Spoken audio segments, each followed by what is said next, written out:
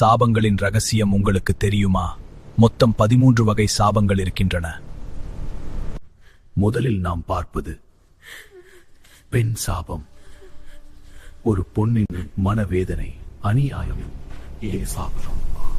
ஏமாற்றம் அல்லது துயரம் காரணமாக அவள் மனதில் இருந்து வரும் பெண் சாபமாகும். ஒரு பொண்ணை ஏமாற்றுவது, காதல் அல்லது திருமணத்தில் அவளின் நம்பிக்கையை துரோகம் செய்வது, அவளை அவமானப்படுத்துவது, அவளின் வாழ்க்கையை பாதிப்பது, இந்த மாதிரி நடந்தால் அது பெண் சாபமாக மாறும். ஒரு பொன்னின் கண்ணீர் வீணா போகாது, அது சாபமாக திரும்பி வரும்.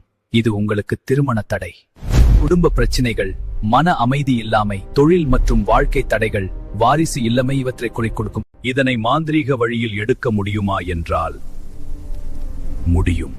தாந்திரீக முறைப்படி இதனை தீர்க்க ஏழை பெண்களுக்கு திருமணம் செய்து வைப்பது, ஏழை பெண் குழந்தைகளை படிக்க வைப்பது, கஷ்டப்படும் பெண்களுக்கு உதவுவது,